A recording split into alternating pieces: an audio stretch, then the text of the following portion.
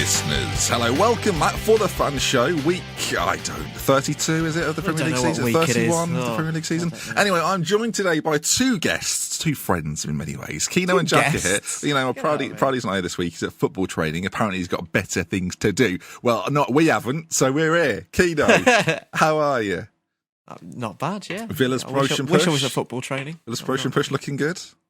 It was until the point at the weekend. I feel like every time I bring it up, they've always had a mare. So it's been in sort of the weekend. We're still top of the form table, but my 125 to 1 £1 bet doesn't look like it's going to be coming on. Yeah, no prizes for the top of the form table. And Jack, you're here as well. Hello.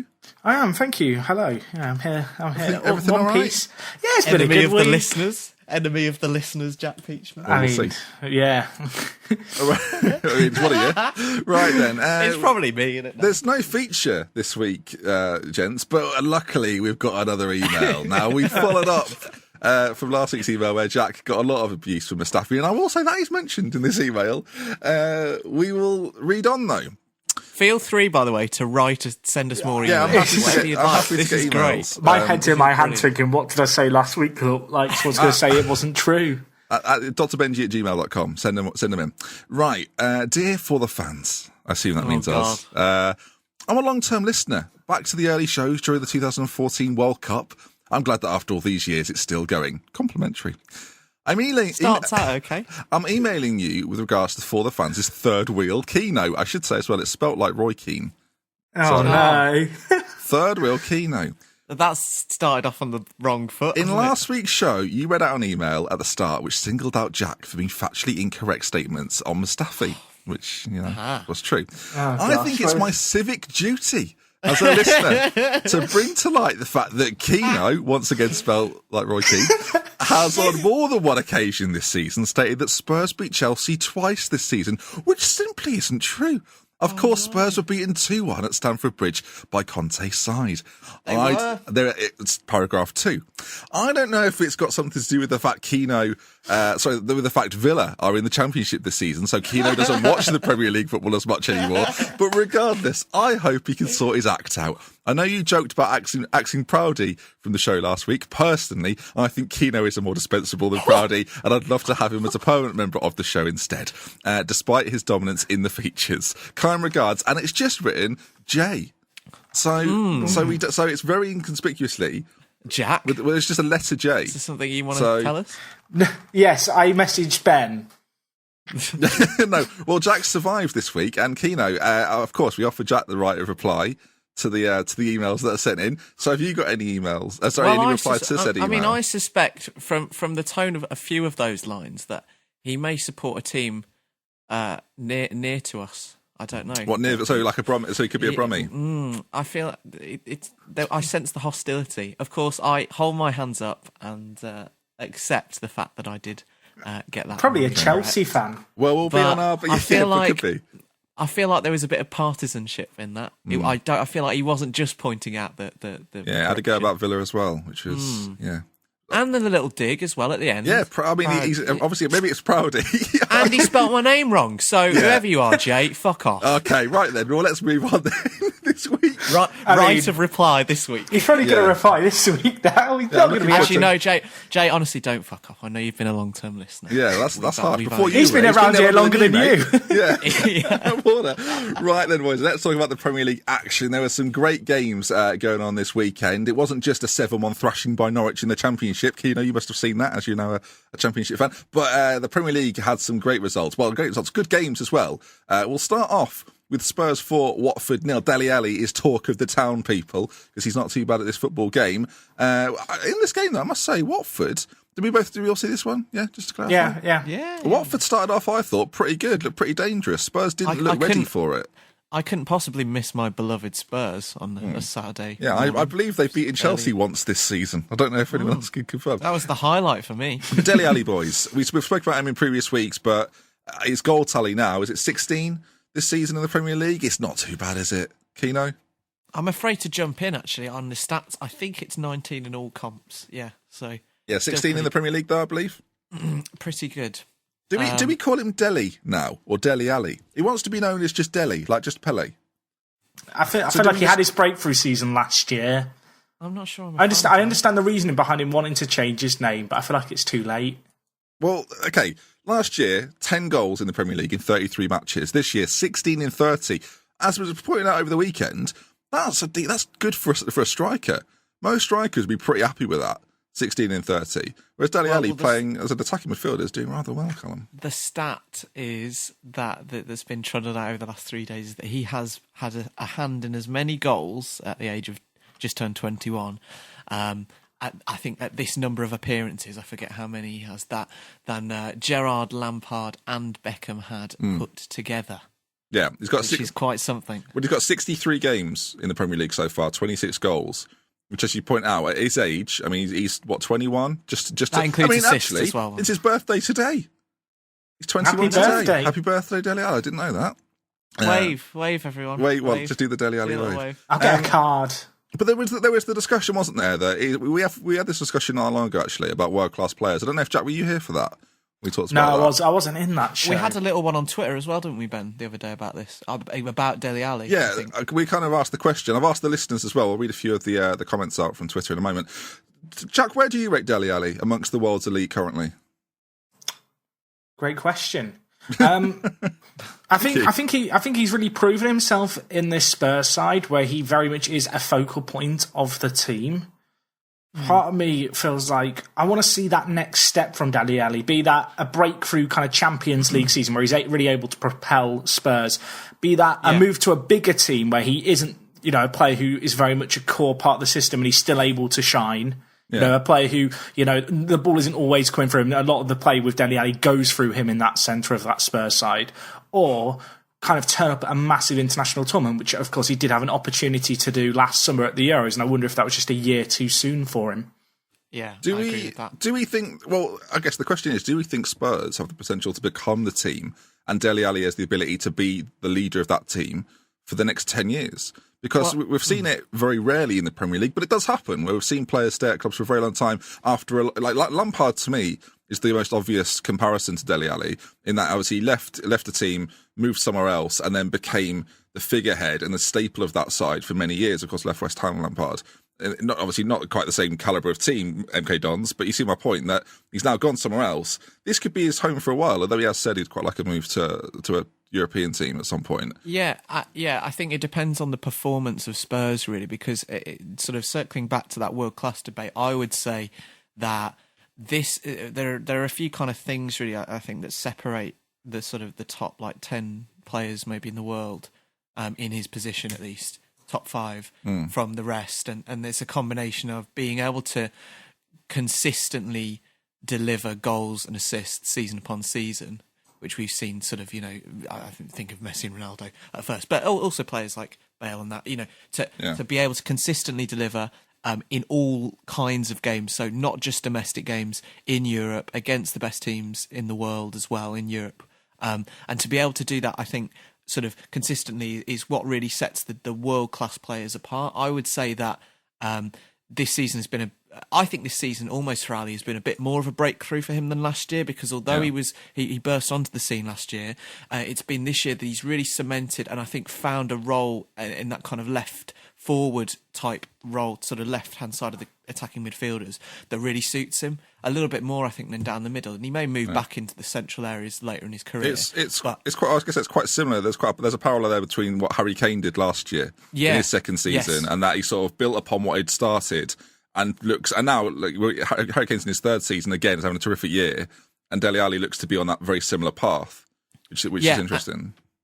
And I think that whether the next step for him, and this is, as I say, this is kind of Spurs' performance is a factor in this, because I want to see him do it now in Europe and against the Real Madrids and Bayern Munich's, and in those kind of quarter, like we're seeing this week, in these quarterfinals of the Champions League. I want to see him in that stage and to see how he performs there. And Spurs may not, and they've been poor in the Champions League in the last couple of years under Pochettino.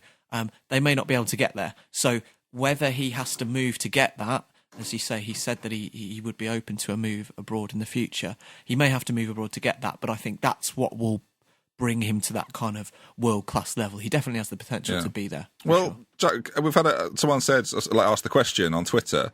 David Langham said, "Isn't Tottenham big enough to keep players like him?"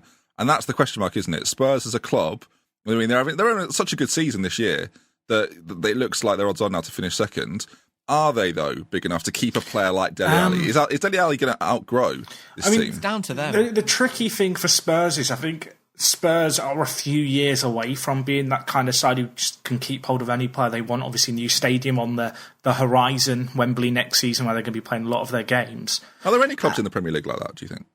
I think City, perhaps. I can't think it was City losing maybe whether or not that's a combination of the money and the club. United, I guess to an extent, they have lost the odd player here and there, but usually it's voluntarily.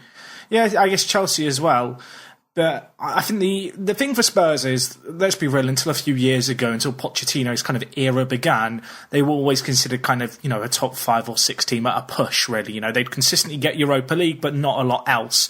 And I think in terms of that stature that they've built up in European football, it's still very much an early stage. And I think if you're the kind of team who for 5 years in a row qualify for the Champions League, if you're consistently challenging for the title, and you've got this brand new stadium and there's this big, exciting young squad. And to be honest, Spurs probably have 2 or 3 of those kind of 4 factors. I think when you've got all of them, that is when you really become a team who can just keep hold of any players you want. I think they have, of course, got the issue of money.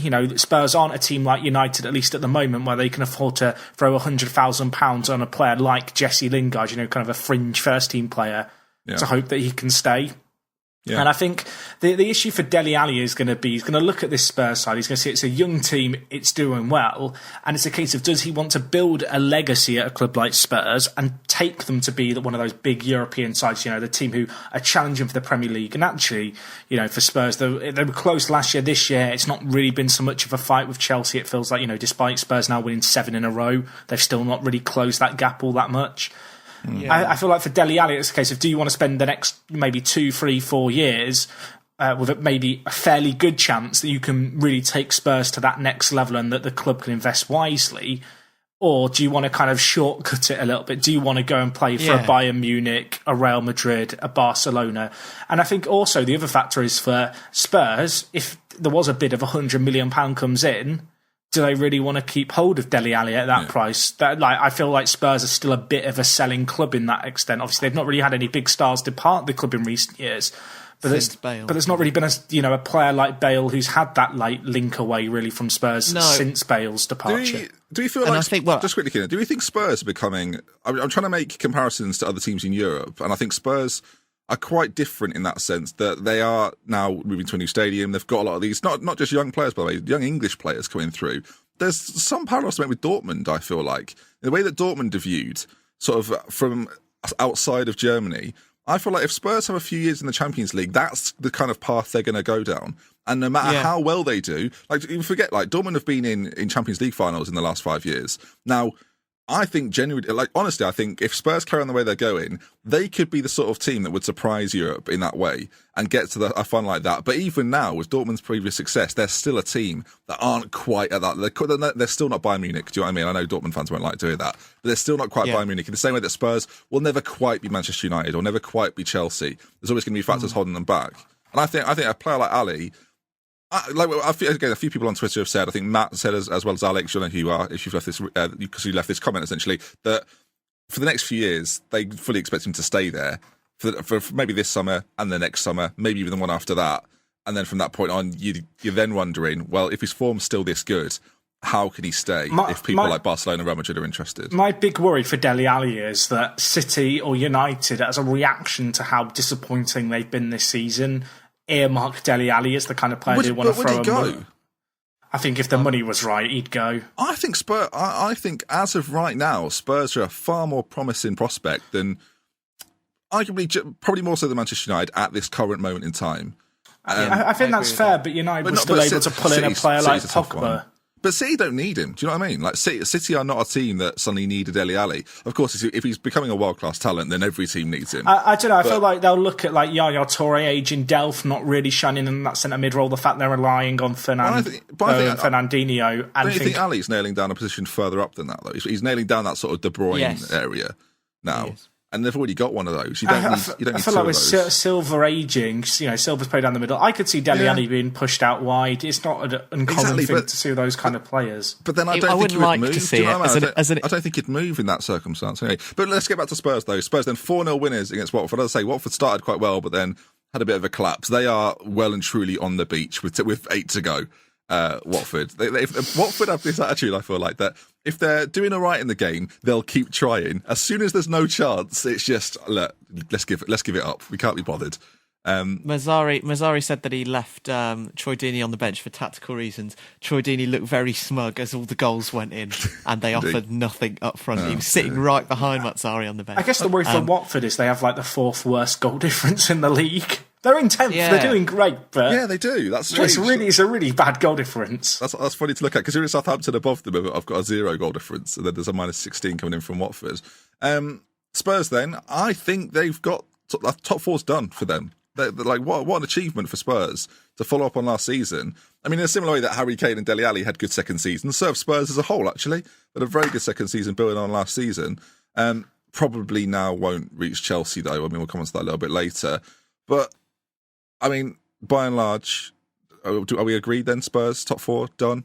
Yeah, I think it's a great achievement for them. I think at the start of the year, looking around them at the likes of Chelsea, City, and United, and the kind of money that they were muscling around, they would have been thinking, "Oh gosh, we're going to be in a real dogfight for that 4th spot." Yeah, and for them to have a season, I didn't have them in the top 4, Jack. I don't know if you did. I think for them to have a season as good as kind of the season they've had now, I think is just really, really impressive. Yeah, special mention for Son in that game as well, who became the first South Korean in Premier League history to get into double figures in terms of goals. Really? And he has really stepped up while Kane's been out injured. He's been providing goals. He's fighting for that Real Madrid move, isn't he, Ben? That you I'm telling you, 2 years ago. It'll happen. I can't wait. I feel like it's getting more and more likely the better he plays.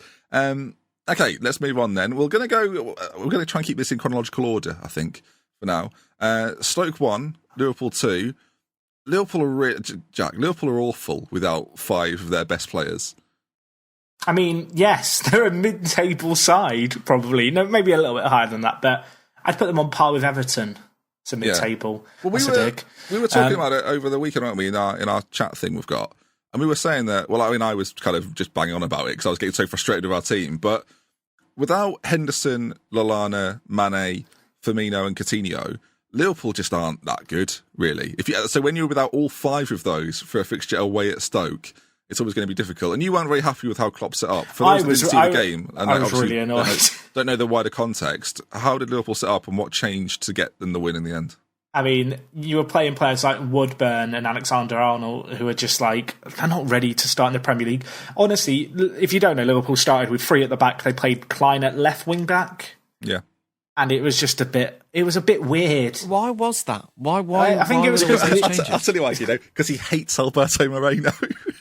That's genuinely why. I just mean all the changes in general, though. Like how come there was all those... Coutinho was ill in the week. Firmino, I knew he was ill. Was like struggling with I think some kind of knock or something that he'd had. Yeah, he was ill, fatigue. Jack. I think he lost 3 kilograms in the time that he'd been ill. Of course, as well as his sort of trip to Brazil and back. So he'd been ill.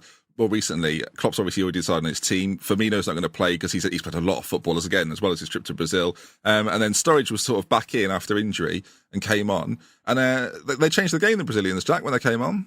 They did. Can I just talk about Liverpool's defence first? I mean, I think it's a telling sign that Lucas is no longer playing centre-back when we play 3 at the back.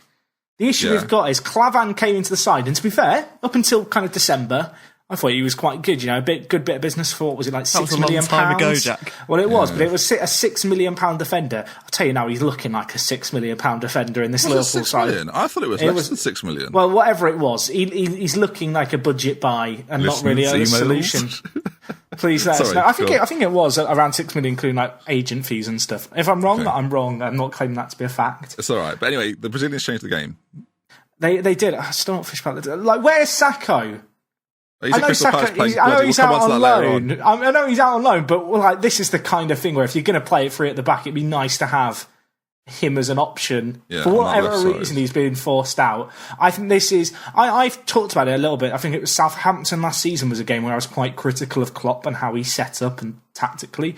if you look through this Liverpool side, Mignolet, Lovren, Matip, Klavan, Alexander-Arnold, Wijnaldum, Chan, Milner, Klein, Woodburn and Origi. Like, that is a team that I think would struggle week in, week out to finish mid-table. Maybe that's a little harsh. Hodgson flashbacks, that sort of team. I mean, you might as well stick Ben Ayoun in there and he'd be an improvement. But and Robbie Keane, Robbie Keane as well.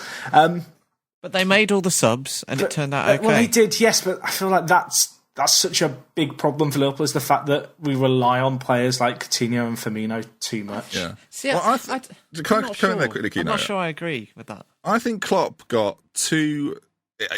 Klopp's, generally speaking, done a bloody good job as Liverpool manager, don't get me wrong. But the first half against Bournemouth, he got that wrong. And the first half against Stoke, he got hugely wrong.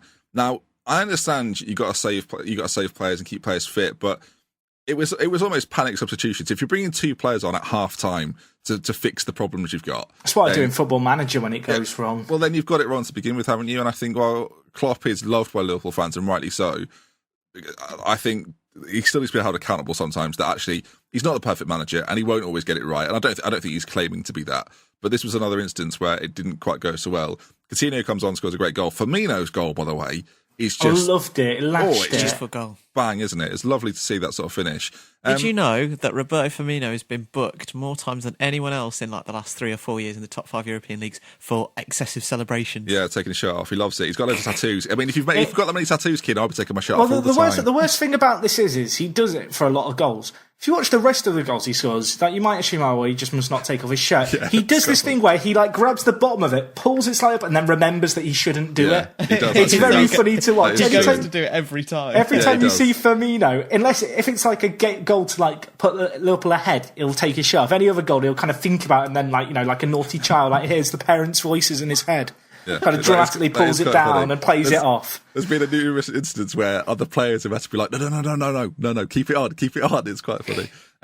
So Liverpool get an important win. Stoke are on the beach again. You mentioned Watford. We'll talk about Watford. Stoke equally completely on the beach. They've got to be careful though. I mean, the season's not quite over for Stoke. No, it's not. And the problem is when the team gets on the beach, it's very hard if you do sink lower to get them off again. It's a difficult surface to walk on. Yeah, and you can't get it out your shoes and your clothes, and they can't shake the beach.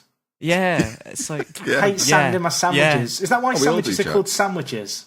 No, stop. No, absolutely not. Not even close. We're not even going to entertain the thought. Just quickly, though, we talked about Spurs there as being surefire candidates for the top 4.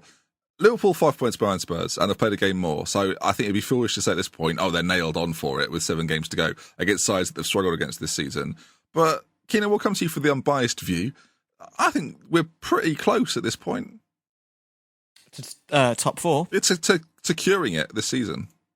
I'm a little bit nervy about Arsenal and United, if I'm honest, because they've got 3 games in their hands. We'll come on to it later. Arsenal are done, in my opinion. Arsenal are done. I guess, and then you look at the form of United as well, and you'd say probably Liverpool have got a better chance of... I mean, I don't know the run-ins of both those teams.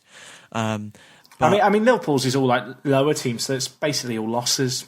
Yeah, the reason that might not work for us. I'll clarify then. The reason I say that is because these teams that are around Liverpool, quite a few of them play each other from now on. So while they can obviously beat each other, they're taking points off each other. Whereas Liverpool don't play anybody in the nearly in the top half, I think, definitely in the top 6. So they're not going to lose those. They're not going to lose points, or they're not going to lose out to other teams gaining on them. No. They're only going to mess it up for themselves. I was going to just read out Arsenal's games for those kids. Well, yeah, Arsenal play Manchester United in early May, I think it is. And that's the key. The fact they play each other, like only one of them is going to have to be able to mount this challenge. Both of them won't be able to do it. They've got Everton at home last day of the season. They've got Tottenham away, and they've got Premier League champions Leicester.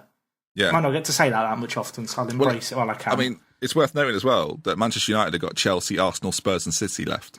So again, they've got a lot of these teams that, as long as Liverpool wins maybe 4 more games of the 7 they've got left, that should be enough. Those 12 points should be enough based on the fact that these teams are going to take from each other below them, which is quite nice. I mean, I'm happy about it. I don't know if it's obvious, but I'm very happy about it. Let's though move on. Let's do another game. Let's go to the champions elect, shall we? Chelsea 3, Bournemouth 1, and let's not say it's over. Still 7 points to go, 7 games left. Can they be caught, Kino? No, I think this was the game that really wrapped it up for them, I think. There was a minute where Bournemouth came back to 2-1 and they were pushing on Chelsea, and it looked as though, because Bournemouth have occasionally been quite dangerous at home, I think in the Liverpool game where they came back, like they looked like they were rallying a little bit, and if Chelsea had maybe got a point here and dropped 2, the gap would have gone down to 5, and you could have maybe thought it's still on, but they came through, not in the most kind of stylish fashion, I think, other than Eden Hazard's goal, which was a fantastic finish and a fantastic assist as well from Kansé. The pass was superb.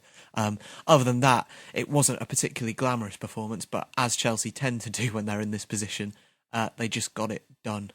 And I think that, as well as Spurs are playing, Chelsea are just matching it and they're running out of games, and I think that does sew it up for them, really. Yep. I would go along with that. I feel a bit bad for Spurs because they've now won 7 on the bounce, and it's a bit like you put pressure on Chelsea, obviously playing later in this game, and it gets to a stage where it's all in vain. I just hope that Spurs, I guess, don't do what they did last year. I feel like they won't, in terms of just kind of shutting down, seeing the title out of their grasp, purely because of the fact that it's never really been that close this year. They've never really had a hand on the Premier League trophy, whereas I think Spurs last year will feel like that was it was a great opportunity for any of the top 4 really to win the league. Yeah, worth saying Chelsea have got away games at Everton and United to come in the next 3 Premier League games. If Spurs carry on, then they've got every chance. If Chelsea could drop points in those games, I wouldn't expect. The problem I've got is that I don't see Chelsea losing 3 games. Like, I can see them maybe dropping, maybe getting a couple of draws here and there, but that'll be enough come the end of the season. I can't see them losing more than 2 or 3 of the games they've got left. I can see them winning 4, losing maybe 2 or 3 and getting a couple of draws. But in reality, can you see Chelsea losing? That's the thing. The bitter Liverpool fan part of me is just like, it happened to us. It can happen to Chelsea. And it's a very good Chelsea side, but indeed, it can happen to 5 points in 3 games. Do they have Luis Suarez though, Jack? No, I don't think they do. On the reverse of that, a team that, again, might have been a little bit, they've seen the beach. They're pretty close to the beach, Bournemouth, arguably. But again, don't have to go far to get there. A team that can't afford to go completely. They're playing Chelsea, right? Let's not make it sound like they've dropped points foolishly here. But again, 35 points. Swansea need to start winning games if they're going to stay up. But Bournemouth, again, 7 points off the drop. We're saying at the top, Chelsea can't be caught, right? But at the bottom, it's a slightly different story. These teams like Bournemouth, Palace, West Ham, Stoke are probably in that, as well as Burnley and maybe even Leicester. They're not quite there yet. They're not quite on the 37 points of Watford. They're all on 36. But you would think a couple of wins for any of these teams will be safe. They'll put them on 42, ordinary, or 40 plus, I should say. And that's probably that. And then all of a sudden, you've got this sort of bottom 4 festering that have been there all year, but now it's a lot clearer. Middlesbrough have obviously slipped right down into that. You've got Sunderland, Middlesbrough, Swansea, Hull in the bottom 4. Obviously, Palace got a huge result against Arsenal that we'll come on to in a moment. Do we think Bournemouth will survive then? Do we think they've got just enough, Jack? I actually think 35. I think 36 points is probably safe this year. Yeah, it's going to be. It's been around that point for the last few seasons. Actually, I know everyone says 40 points, but usually I've always been a 38 man. 38 points is safe. It has been below that between like sort of 36 and 38. And I think, as you say, Ben, Villa tried to do it with 17, Keno. So this will happen. Yeah, we're trying to push the boundaries a little bit. Sunderland got more points than Villa this season. Oh, that is versus last year. Let that sink in. They haven't scored a goal in 8 hours. It's a damning stat, isn't it? Well, on that then, do we think... I'll read you the Swansea's fixtures. You tell me if you think if they can get 8 points, which should give them 36 at this stage. So they've got 6 to go. They've got Watford away, Stoke at home. On the beach. Manchester United away, which is going to be tricky. Home game against Everton.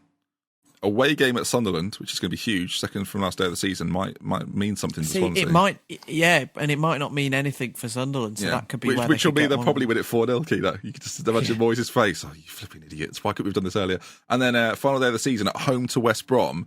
He will assume will be on the beach. The point now, the point of West Brom getting Europe now is probably beyond them.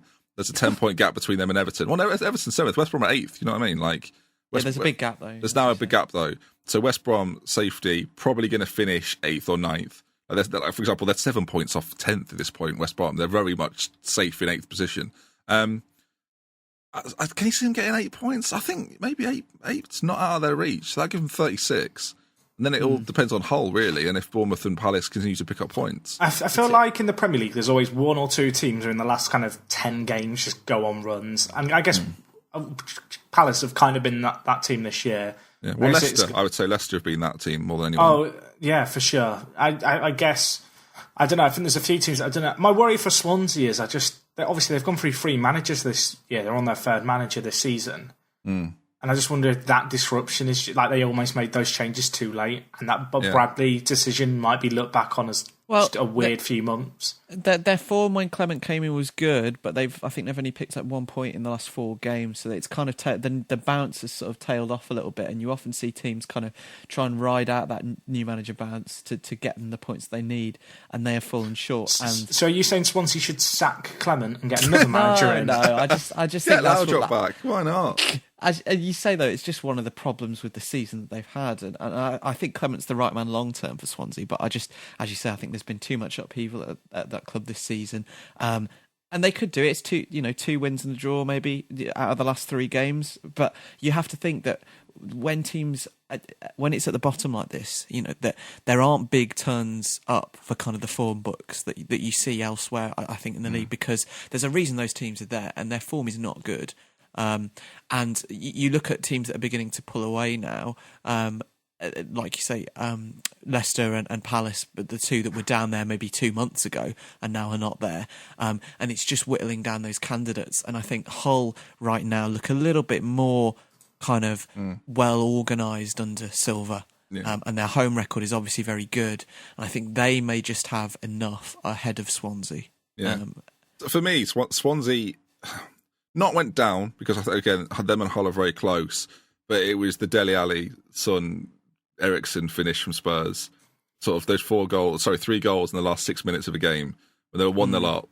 That is the kind of thing that just halts the momentum of the season as well. You're so close. And I say, if they get those points there, they're not even in the bottom 3. Then you go into games against maybe like away at West Ham with that confidence and that belief that, you know what, actually we can do this. And instead, it kind of followed up from getting so close and then having it taken away by a Spurs onslaught right at the end. That for me might be the crushing blow to Swansea. Just that sort of match. I think you've seen it in runs before where there's been one fixture that you can kind of pinpoint the moment where it was sort of over. And I worry a little bit for Swansea that might have been the game. But again, the games they've got left aren't impossible. You know what I mean? There's still room to manoeuvre there. We're talking about the teams that have got out then. Leicester, they were shut down by Everton in one of the most back and forth games we've seen this season, boys. One of the most back and forth first halves. Yeah. The second half was a bit boring. Boring in hindsight, the second half. It did. I think the tempo was. I think Andy Hinchcliffe said it on the commentary. It was one of the highest tempo sort of for full 45 minutes that I've seen in ages. Both teams gave it 100% for the entire first half. And it was almost like one full game's worth of effort, wrapped up in 40 minutes, pretty much. And the scoreline kind of reflected that, actually. And it was. I felt, although Leicester did go 2-1 up for a period, I felt like Everton were always sort of in control. And you don't often kind of say that when you're watching Leicester play, because you kind of expect them to have less possession than the opposition a lot of the time. But Everton, while they had a lot of possession, they were always creating chances. And I thought Ross Barkley's come into quite a lot of stick in sort of the last 2 or 3 weeks, probably since the international break. And he obviously wouldn't really silence any of his critics, because every time he does something good, they say, just more of that. Or they punch him in a bar. Yeah, yes, which... let's talk about it. Ross Barkley got knocked out, boys. We don't know what happened, though, do we? They're having a little chat, quite a friendly chat. Doesn't look that heated. And then all of a sudden, bang, and Ross Barkley looks like... Well, he kind of leans, doesn't he, into Barkley's ear and says something, and then he kind of turns to walk away, and then, Barkley's on the floor. I reckon it was, Dele Alli's better than you. Dele Alli's younger, I'm better than you. Or do you think it was, Ross, we just want to see more of that, just influence games more? Yeah. No, we don't mean the diving. Get up, Ross, get up. Anyway. All the red cards. He had a great... the cross, though, for Lukaku's goal from Barkley was... Yeah. Can I just say, if you sucker punch someone in a bar, you're a dickhead. Okay. No, because I feel like we've made light of the situation there, I feel for Barkley, and if it was just anyone, it's just such a stupid thing to do. Does it need to be said though? I think obviously if you do that, I feel like we've almost someone could say, "Oh, you've condoned it there." So I just want to make it clear. I'm not condoning punching someone needlessly in a bar, but I mean, I don't. Unless they say that Dele Alli's better than you. I mean, all I've seen is the 20-second clip of Ross Barkley getting knocked out. I don't know what happened before that or after that. So. There are a few other things from this game, actually. Two things that I wanted to sort of mention when we were looking at I was writing the running order. One was that it's a disgrace that Leicester were having to play this game at this time. At 4 o'clock on a Sunday. No, it's not. No. It's just unfortunate. Guys, I'm sorry that every other league in Europe does this for their teams. Barcelona and Real Madrid played on Friday and Saturday. Yeah, but they had an extra 48 and 24 hours to prepare. And every other league that does this for their teams when they get into the last sort of 8 of the Champions League. And it's just sort of symptomatic of the reason that the Premier League don't really care that much about their teams in Europe. And you could maybe say it's one of the kind of the reasons why English teams don't do as well as they probably could do. Ranieri. Can I just say? Wait, hear me out. That is really weak because teams who play in the Europa League play on a Thursday and then they're expected to play on the Sunday. So they have Friday and Saturday break. For the Champions League, if they play on the Sunday, in Leicester's case here, they've got Monday and Tuesday to break. It's the same amount of time. That's fine. In fact, but it's a longer period of time. I don't think that really matters because it's the same stance on the Europa League as it is the Champions League in other leagues. Yeah, I don't think that makes it right, though. I think the Europa League, and you often get those fixtures in kind of the autumn when there's group stage matches and stuff. I think the fact that Shakespeare, I said Ranieri before, the fact that Shakespeare had to make sort of 5 or 6 changes to his team so they would be fresh for this game in Madrid tomorrow night. Can I just say, if you're a team in the Champions League, you're expected to have a squad that can handle midweek and weekend fixtures. You should have a squad strong enough to rotate it. I know it's a bit different with Leicester because of the fact it's Leicester, but that doesn't make it any different to other teams. The thing is, though, managers have said this before in the past about the Premier League, and there was maybe the argument that because obviously the Grand National and stuff was on, there was a kind of rumour or a sort of story that Merseyside police said they didn't want to have the game on the Saturday because there'd be too much going on. But that aside, this has happened to English clubs in the past. I've got a question. Did you watch Shakespeare's interview after the game? Because he addressed this very point and just said it's what we have to deal with. We're a team expected to play midweek. He's going to say that games. though in an interview, is he? He's not going to come out against it. Mourinho didn't. I think he's a bit of a special case, though. I think Shakespeare's new to management. Of course, he's going to say that. I think the changes that he made was a kind of indication of how he felt about this. I guess. The reason I don't really like that argument is that I didn't really hear it that much in the 7-year period where we had a team in the final all but 2 years. And it's just a bit. There were other reasons for that, though. I know, but I never heard managers. I never. Do you know what? I never had Sir Alex Ferguson. I mean, he may well have done, but I can't remember on many occasions Sir Alex Ferguson going, "Oh, we've had to play on the Sunday afternoon, and now we're going to have to play on Wednesday, or whatever." I just feel like Jack's kind of got a point there that you got to have a squad. Leicester, really, again, they're a victim of their own success. In the same way that Ranieri was, they're not cut out to have a squad big enough to deal with this. Although most teams that are challenging in the Champions League tend to be. I get your point that it's sort of classic Premier League that will play when it's the best time to sell the games. Like they wouldn't ever put it on a Friday because you wouldn't get as many people watching. Frankly, that's one of the reasons it's not on Fridays. It could, and it could be very easy to move this specific fixture as well, to swap it around with another game that needs to be televised. And I'm just saying, you look across Europe, and there's a kind of exception to the rule there, and. Maybe you're right that this is a bit of a sort of exception with Leicester because they, for all intents and purposes, they shouldn't really be in the Champions League in terms of their size of their wage bill and that kind of thing. But I'm sure I've heard managers in the past talk about this. You may not have been funny. But yeah, looking at it, they could have swapped it with like Tottenham, Watford. I mean, the problem is, right, you've got to do this so long before, like, you've got to do it beforehand. You couldn't have done it like this weekend, or because you beat whoever it was. Who did they beat? Sevilla. Oh, by the way, because you beat Sevilla, now we want to change your fixtures around. It wouldn't surprise me if the Premier League just didn't expect Leicester to get to the quarterfinals of the Champions League. So it was just like, yes, stick them on there, it'll be fine. They'll be gone by then. You never know. Right, final game to talk about. This is going to wrap up our Premier League chat. A little bit of a shorter podcast today. Not as much to cover, especially considering last week. But it's Crystal Palace 3, Arsenal 0. We're going to have a nice big Arsenal chat coming up in just a moment. But let's start at Palace, though.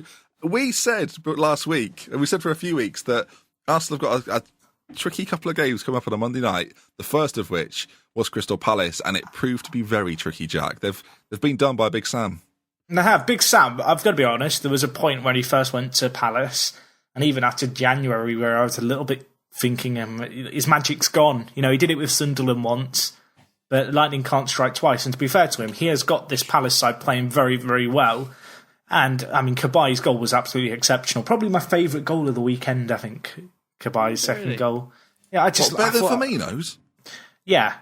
All right. Thank you.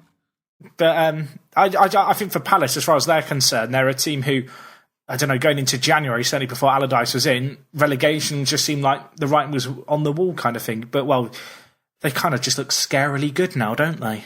Scarily good. Scarily good. Someone actually tweeted us in that said, actually, Palace's attack looks scarily good. I don't wonder if it was you, actually. It wasn't, just to be clear. No, it wasn't. They do look good, Keno, and it's taken a long time for Allardyce to get this Palace team performing. To be fair to Allardyce, when he came into Palace, he said, and you hear managers say this a lot, but he said, it will take me 2 or 3 months minimum to get what I want from these players out on the pitch. And it's pretty much been that, and he was quite underwhelming really for the first kind of 6 weeks, 2 months of his career at Palace. But since everyone's sort of spoken about the impact that Mamadou Sakho's had in the back four, but in the last kind of 4 or 5 weeks they have really kicked on, and I think they'll be safe now. And yeah, it just looks like the players know exactly what he wants from them now, and it's taken a little bit longer than maybe. I think a lot of Palace fans are kind of probably getting quite worried as the results weren't coming under Allardyce initially. But he deserves a huge amount of credit because they were, when he took over, after the form that they'd been sort of showing under Pardew for the best part of a year, really, they'd been pretty poor throughout the whole of 2016. Yeah. I think he deserves a huge amount of credit for sort of turning the ship around. I think one of the reasons why he probably said it would take so long was kind of the disarray that Pardew had sort of left them in, particularly defensively. And he has sorted that. And I know Arsenal aren't in good form, but to keep out the players of the calibre of, Sanchez and Ozil and Oxlade-Chamberlain, Walcott was there, and Giroud came on in the second half. To keep a clean sheet as well was pretty impressive. I think kind of representative of how well he's done with them recently. Yeah. Was it a good Palace performance, Jack, or was it an Arsenal meltdown? I feel like it'd be really harsh to take this result away from Palace because they really earned it. I thought they just outperformed Arsenal everywhere, and ultimately, I feel like there's very few games where a team wins 3-0 and you kind of, I guess, try and take it away from them. And I think it'd be harsh to take it away from Palace here. Yeah, I think for Arsenal, like, where do you begin? I thought the most telling thing was the fact that the entire defence just looked scared of Benteke. Like, it was Gabriel looked like he was shitting bricks. He literally was. He looked like when you play, if you ever played youth football, and there'd be like a really massive striker, and you'd always have a slightly, should we say, slighter defender, and it didn't really want to go in for a header or a challenge. That was kind of what was going on there. I thought Mustafi... I will say, that was Benteke was on the kind of form that he used to show for the Villa, actually. He can do that to defenders, and he performed really well against Chelsea as well the week before. He can do that to defences when he's on form. I thought Xhaka was awful. Yeah, and I think I was a little bit confused why I think it was El Nene was taken off instead of him at one point. El Nene was taken off for Ramsey. I felt like it could have been the other way around. I thought Monreal. I mean, where'd you start with Monreal? You're doing a bit of a Chris Sutton here. You're not happy with any of these players, are you? Well, he was Moreno-esque today. If I wouldn't have been able to tell the difference between the two Spaniards. Bellerin, has he got his new contract now? Because it looks like he has. You're doing your best Arsenal fan TV impression. I'm not. This is just what Bellerin. We'll talk about that in a minute. I thought Bellerin was really bad, and actually he's been bad for a little while. And the issue he's got is no one's really challenging him for that right back position in this side. There's no one really pushing him because they let Debussy. Have they let Debussy go yet? Or I know he got injured again, but that those two fullbacks could have been kind of good competition for each other, sort of pushing one another. And you see, take Spurs for instance, where there's a very good set of fullbacks, they sort of bring each other on. And Bellerin hasn't had that competition. I think probably at the beginning of this season and sort of continuing thinking about the form that he's shown in the last few years coming through at Arsenal, I think people really kind of hold him in high regard.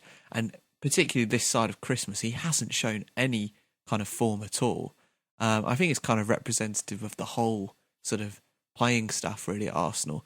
And I know it's often a bit of a cliche when pundits say this and stuff, but the more that I've seen of them, just their body language on the pitch in the last few games, I think the draw against City at home was one which we spoke about tonight as well, that they don't look like they're playing for either each other or for the manager.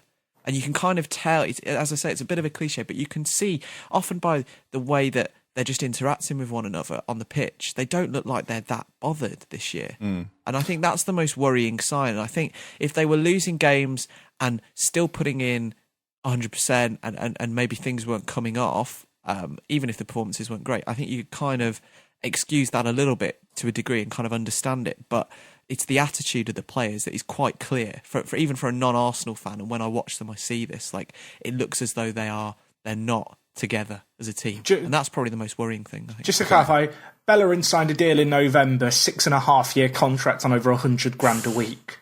So he's laughing.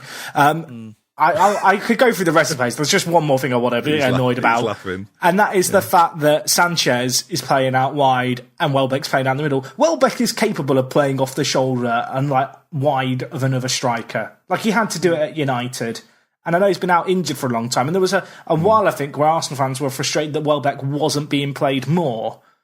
And that instead Giroud was starting over him. I've got to ask, against a team like Palace, when you've got a player as good as Sanchez, he's been, he's your top goal scorer, just has looked incredible as a striker.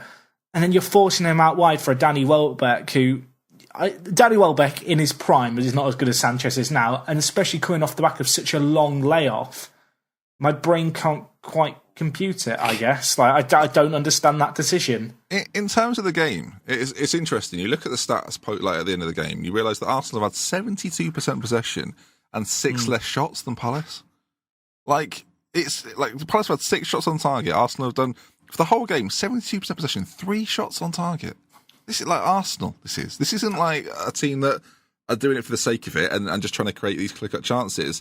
Arsenal... The team Arsenal put out against Palace should be battering Palace. Like, in the form that Palace have been in this entire season, they should be absolutely destroying them. And it's I'm not like trying to take away from Palace. Obviously, they got a really good result, but it comes down to the question, then, doesn't it? That should this be Wenger's last year? Are we now at a point because I think a lot of fans who aren't Arsenal fans have looked in on this and gone, after everything's done, this is how you want to treat him, and slowly it's been turning and turning, and all of a sudden there seems to be this wave of people going, he should go because he's just going to damage what he's created. And I think part of it, I've been thinking about this the last couple of days. I think part of it is for Arsene Wenger is that he's looked at there was one man throughout Arsene Wenger's career that he was compared to and challenged and was successful against on some occasions, which is Sir Alex Ferguson.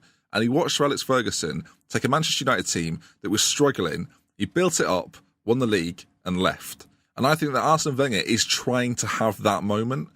Because logically right now, there's no need for Wenger to stay another year. Like, it doesn't make any sense. Like, you look at where the players are now, you look at the talk that's going around, players like Ozil and Sanchez potentially want to leave, they're 2 standout players.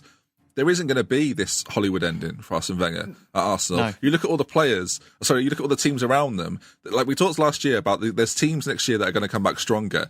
Manchester United and City were supposed to be this season and didn't. But my word, will they try and do it next year? And Arsenal are going to not only have to battle that, but these other teams that are coming up and looking even better. Chelsea are about to form. Spurs and Liverpool both look good and are doing what Arsenal fans want to see their teams do. They've both hired new managers recently and are seeing the success from that.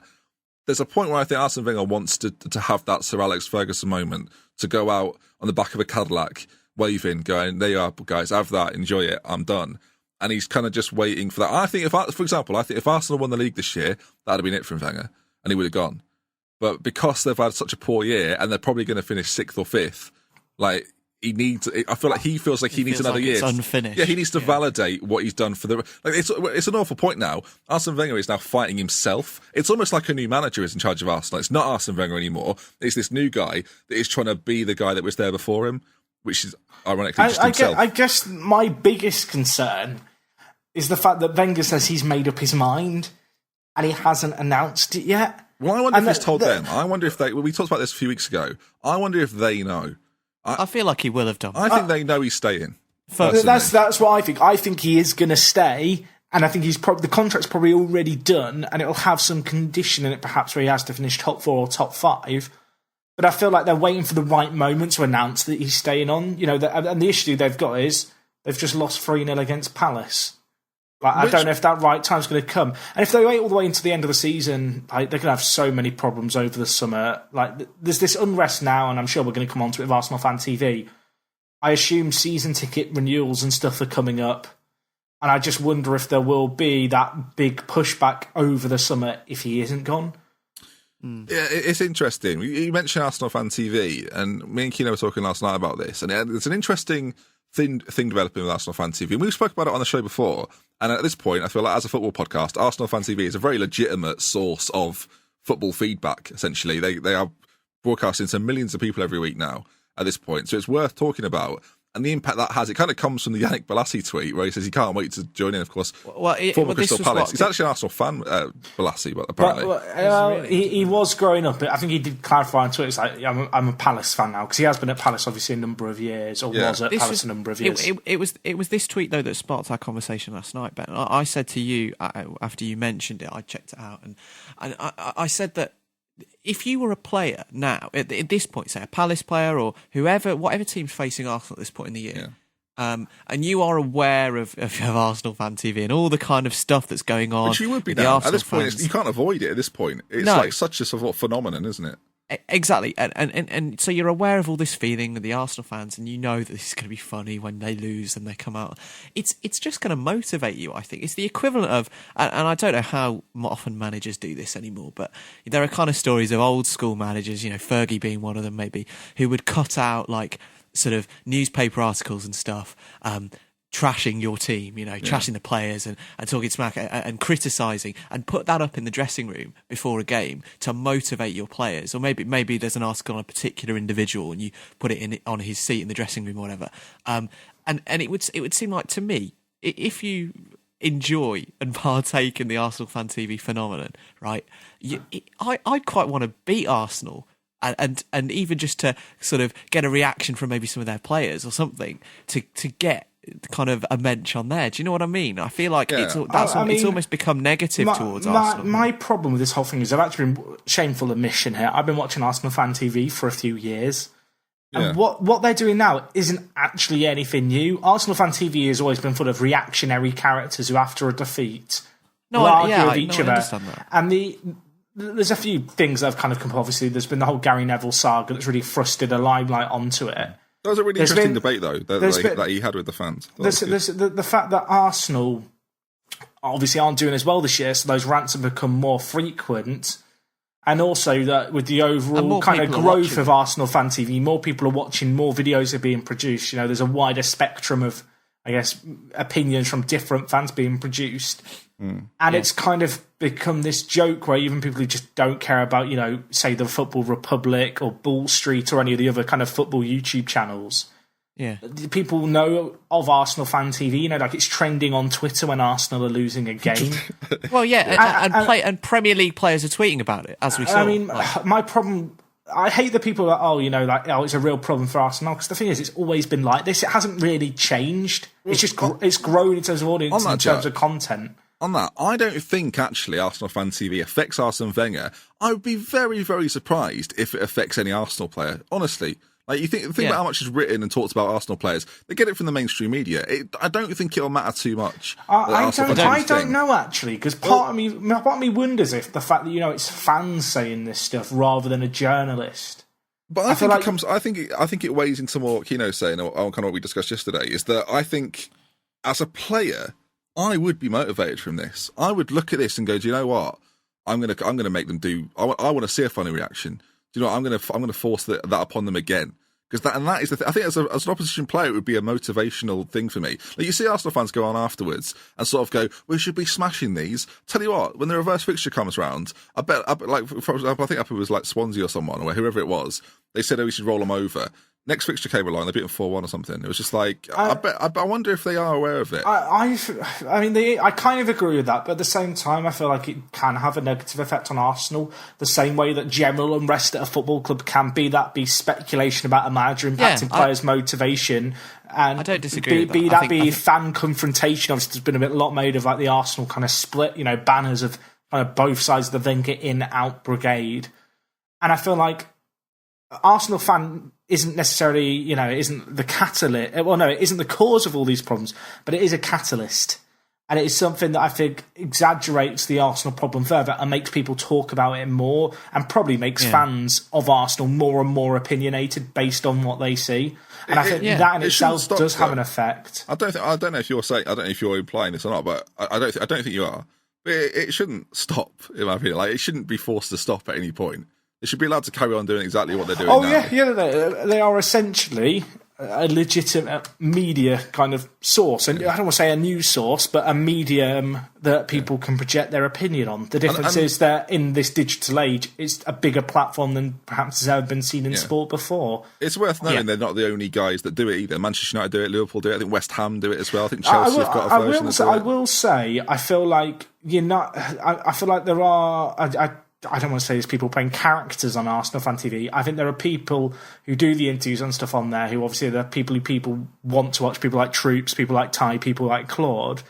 And I feel like they're now starting to play a character a little bit more. I feel like they've become self-aware. I actually don't agree with that. I watch it a lot and I don't agree with that. I feel like if you look at it 2 years ago and look at it now, that it's very exaggerated now. I like there were times in the last few years where the Arsenal out brigade was kind of there, and there was times where Troops has been similar to what he's been before, but he was never famming and whatever else he says, blooding as much as he is now. And I never sounded more middle class in your entire life. Was he famming and blooding? I don't know what I'm making of this. I think the thing is, you look at Full-Time Devils, you look at the Red Men TV. The name of the show this week, Famming and Blooding, please. Okay, that's right. But I think you look at stuff like the Red Devils TV and the Red Men TV, and although is it Full-Time? It doesn't matter. Yeah, they don't have the same level of exaggeration. Theirs are a lot more. It's not. I feel like with Arsenal Fan TV, it's kind of turned into a little rap battle now. You'll have the people fighting for attention in the background whilst the interview's going on. Yeah, whereas you look at other channels. It is like Deadline Day. You look at the other channels. It's a lot more calm and composed. It's a lot more personal. Do you know what I mean? It's a lot more someone's giving their experience of the game, whereas after it's like, this is what we all think. I kind of feel like they're playing up to the crowd as well. You know how you kind of put on that, you have that bravado about you. I think it alters it. I feel like if you were to grab some of those people who are on Arsenal Fan TV and pull them into, say, a quiet room after a game and interview them, they wouldn't be shouting as much. They wouldn't be trying to play to the crowd as much. Yeah, and I kind of feel like it's become a spectacle, hasn't it? It's what you look forward to with Arsenal. I mean, we weren't. Yeah, I don't think we were trying to sort of discuss just the way Arsenal Fan TV's gone generally, but the fact that players seem to be aware of it now, and I'm not saying that, I think it's good to have these kinds of things that aren't sort of traditional media, and a kind of a new way of talking about football. Yeah, we as a podcast should be encouraging it. You know what I mean? Exactly, yeah, and millions of people watch Arsenal Fan TV every week, probably. But it's just an interesting thing to me, which is why I sort of brought it up to Ben, that maybe that's becoming sort of almost part of the problem in motivating other teams to beat Arsenal. Well, as I say, I bet it goes around WhatsApp group chats for teams that they're playing against beforehand, and I wonder. I bet it goes around. They're all sort of going, let's see what we can do. Let's see what we can make Claude say. Not maybe as direct as that, but you know what I mean? Like, the idea of upsetting Arsenal Fan TV is now it's a bit of a meme, isn't it? To sort of use internet language. And beating Arsenal's become a meme as well. Yeah. Because everyone after an Arsenal defeat, particularly at this point with the pressure that Wenger's under, does what we do now. Talking about I will say the most ridiculous thing is the fact that Arsenal are actually in fifth. Well, do we think this is interesting, isn't it? Now, do we think? Are they actually sixth now? They're one or the other. They're sixth. Yeah. Sorry, United. Yeah. Just saving you an email, Jack. Thank you. The question is: Are they actually good enough to be a top 4 team? Do they have enough to be a top 4? Is Arsene Wenger good enough? Like, we've talked a lot about Arsenal Fan TV, but coming back to the point that is Arsenal. Should Wenger go? And are they good enough? Is he doing the best he can with the tools at his hand? I think the issue for Arsenal is they've been building a team to finish top 4 every year, rather than trying to build a team to elevate their side to another level. Yeah. And I feel like the issue they've got is they've been bitten back this year by the fact they've not done enough over the last few years, really. Yeah. And then it's almost like it's a surprise to them a little bit. It's like someone's going, oh, by the way, I don't know if you've noticed, but Spurs and Liverpool taking it seriously now. They're giving it a good go, and Arsenal have gone, it's fine. We always get in the top 4. You're 6th, Arsenal. What? Okay. And now there's sort of this reality check of, oh, we need to do more than just have a couple of stars and a lot of players that are decent and have a style of play. All of a sudden, they need wins, and they're not getting wins. Kino, I'll come to you, Kino. Wenger in, Wenger out. For you personally, what do you think he should do?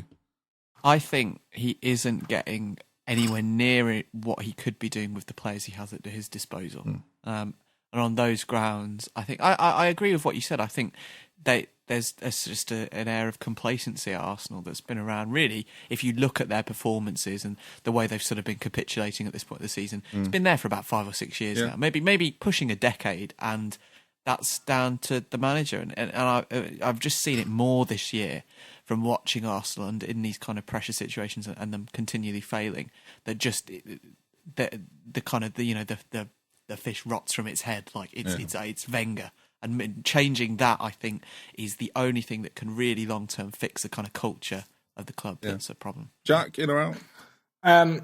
Out, but I think there's other people who have to leave at the club as well. Yeah, are you on this sort of the owners need to go as well as the manager? Yeah, I don't feel like Wenger is the main problem. Actually, I think people say that like that's so easy though. The amount of upheaval it would be to get rid of an entire board and all of the owners and the manager at once, and just go, can we just have a fresh? Basically, want a new club at this point. I think that actually might be one of the reasons why Wenger hasn't left. I wonder if Wenger will go in the summer along with a lot of the kind of backroom staff on board, and it'll be a clean slate. Arsenal largely are becoming they're quite a profitable club.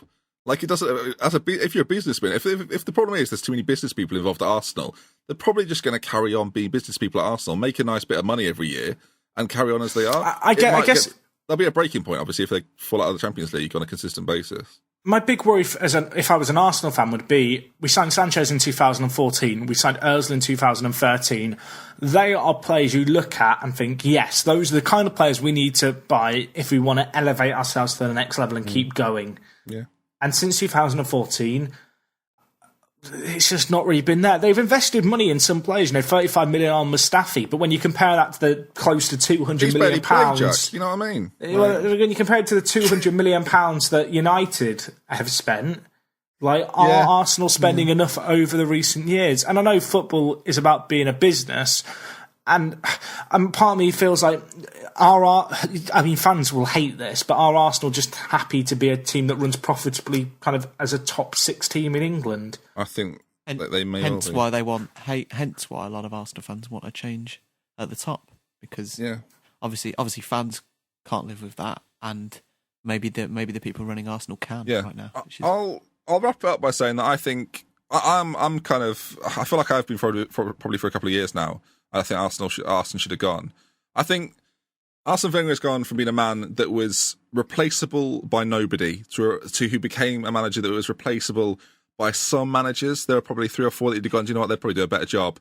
We're now at a point with Arsene Wenger where you look at it and you go, there are quite a few managers that could do a better job than Arsene Wenger. Eddie Howe. I don't know if Eddie Howe's the right example, but you know what I mean? There's now, we've gone from having none when they were at their peak with the team that he had, to there being 4 or 5 that you'd go, do you know what, I wouldn't mind if he came and took over, to now, I think there's probably maybe 20 managers, 25 plus managers that you look at and go, they would probably do a better job than Arsene Wenger at Arsenal, with the players he's got, with the club that he's got.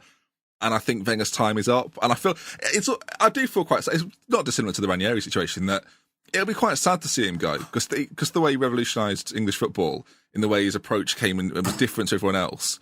But they're at a point now where it's not going to get better. Like it's going to have to get a lot worse before it gets any better. I actually thought, I can remember this now, I thought Wenger should have been sacked. I think it was the year he won the first FA Cup of recent times. I thought exactly the same thing. I thought that is the time he should go, and they pushed on and went again. I agree with that.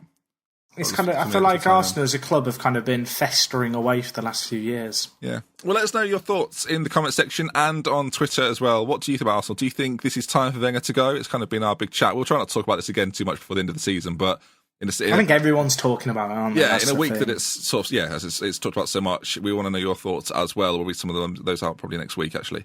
But that is going to bring us to the end. Jack and Callum, pleasure as always. Keno, good to see you again. Thank you very much. Thank you, Jay, for your email. Jay, by all means, email back. And Jack, pleasure as ever. Thank you very much for having me. Right then, that brings an end to this week's show. Thank you for listening. We're available ForTheFansShow.com. All the links are on there. And tweet us your thoughts on this week's show. And let us know what you thought on iTunes as well. Again, we've had no reviews. Get involved. Somebody listen and review it. We should say at the start of the podcast, shouldn't we, really? Yeah, we should. Next week, I'll get on that. Yeah, I'll read some out next week. Forget the feature. Right then, we're Love With Care from Little Benji. And as up for the fans, we'll see you again next week. We're Love With Care. Goodbye. Did I say that twice? You're happy? No, it's fine. It's too late. It's gone to end, is it? Shut up, boy.